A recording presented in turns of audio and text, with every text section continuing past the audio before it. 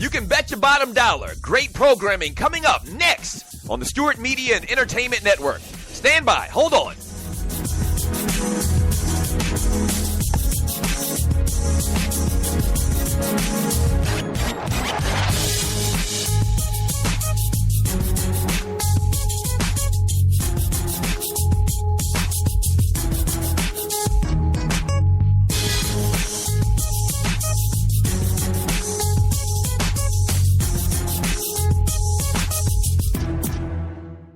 Talk at its finest, coming up next on the Stewart Media and Entertainment Network. In about 2 minutes, stand by.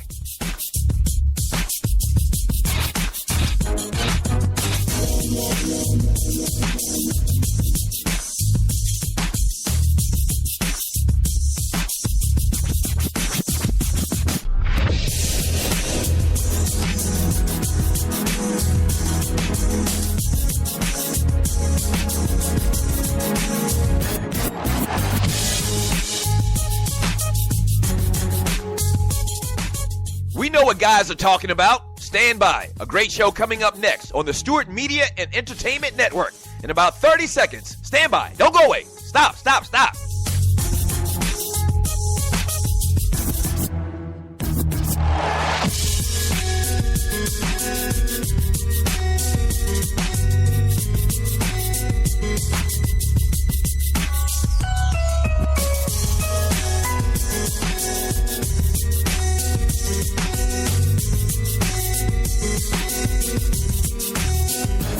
If they're talking about it at the barbershop, we're talking about it here on SME. Great show coming up in about 30 seconds. Don't go away. Stand by.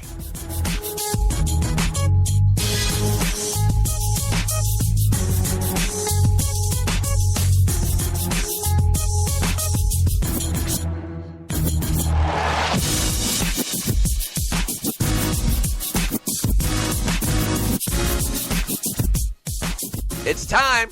Sit back, relax, and enjoy. Another great product on the Stewart Media and Entertainment Network. Yeah!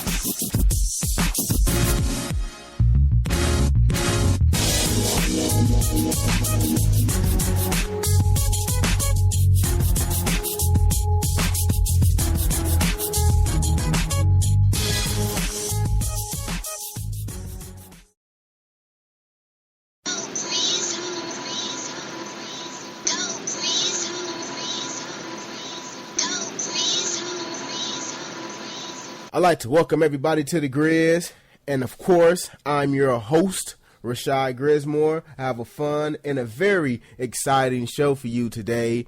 Brock Obama's daughter, she was caught smoking weed, and then also there is a former coach, a former college coach who made Michael Jeffrey Jordan cry. Wow.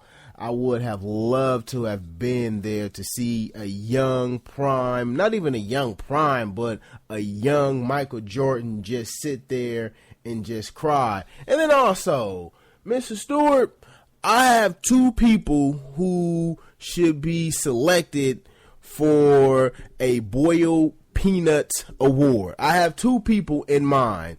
So I want to throw that out there. But what I want you to do is sit back, relax, and enjoy me, and let's get it.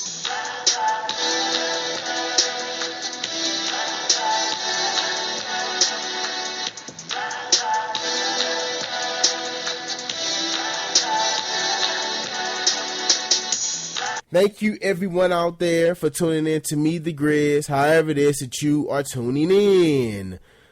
So I went to 24-Hour Fitness and I was playing some basketball, and you know what?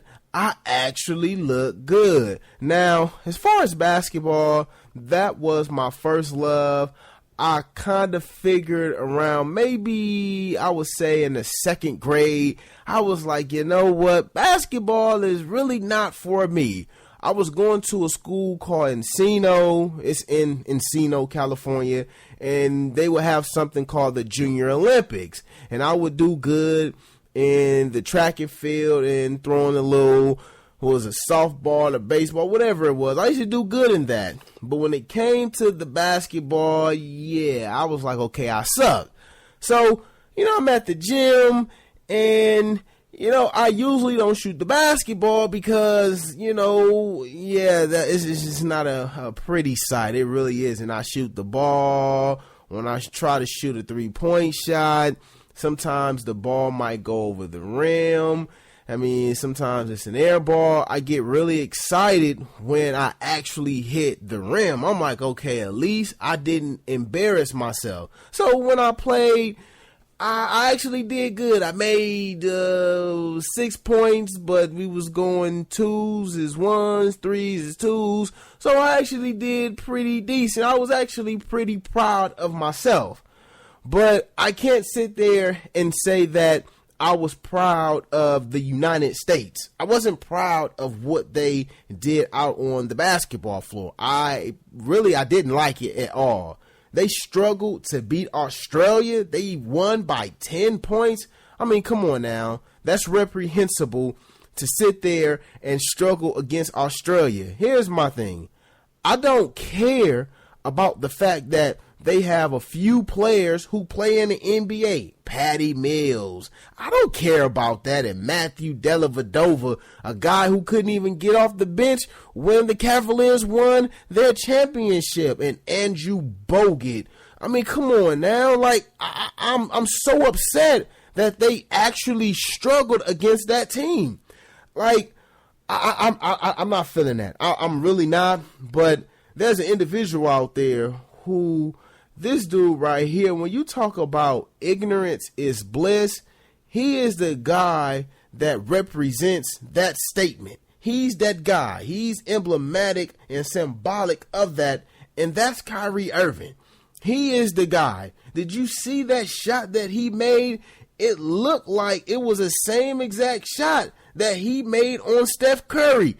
This guy is young and he is prime. Here's the thing. He's not even in his prime. How about that one? He's still learning how to play the game of basketball.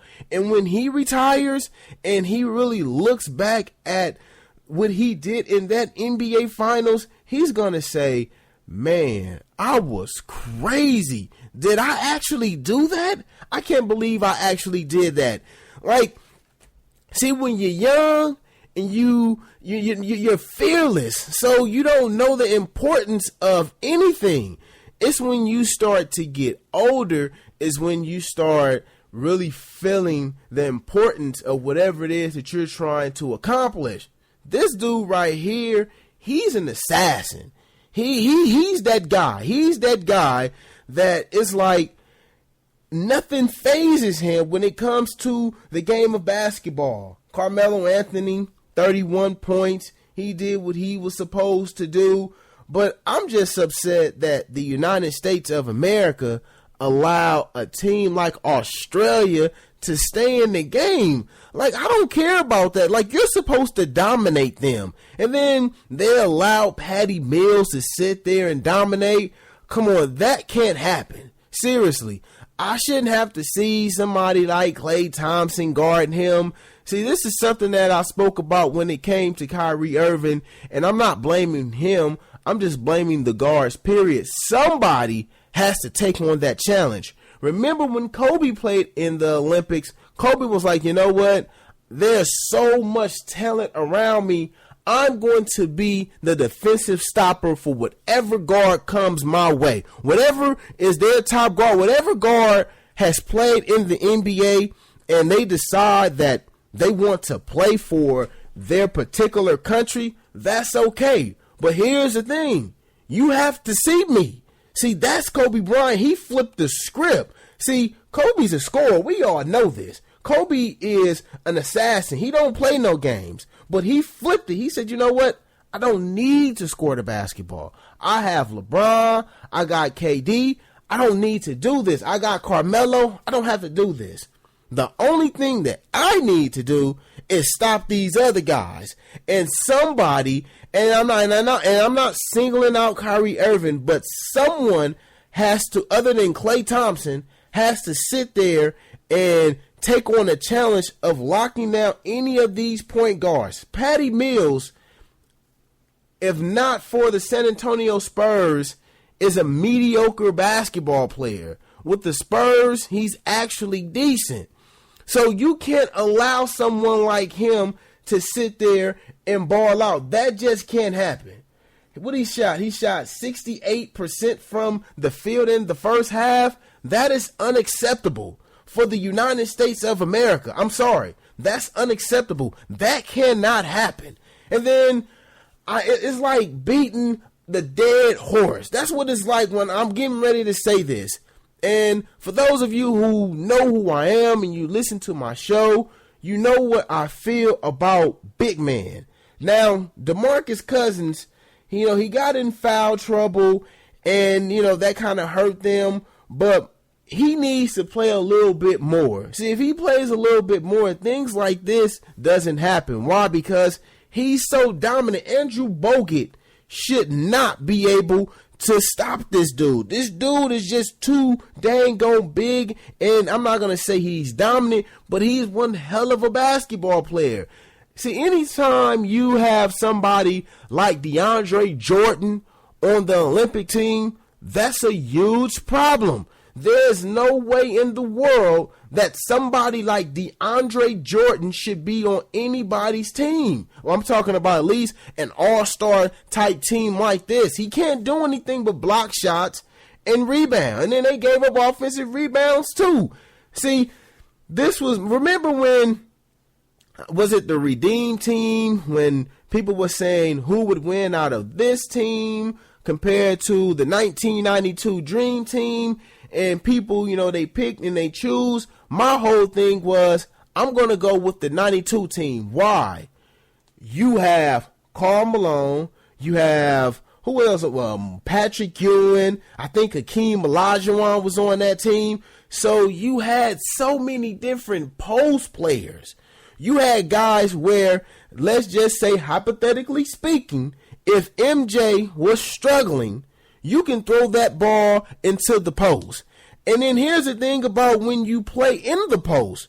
1, 2, 3, fouls. You get in foul trouble. Now, once you start to get into foul trouble, then your guards who shoot a better percentage from the free throw line, now they can do what they do. Now you have the defense at your disposal. You can do whatever it is that you want to do because they don't want to send you to the line. So the fact that DeMarcus Cousins and DeAndre Jordan are your centers is like, nah, that's not good enough. They should not have struggled against Australia.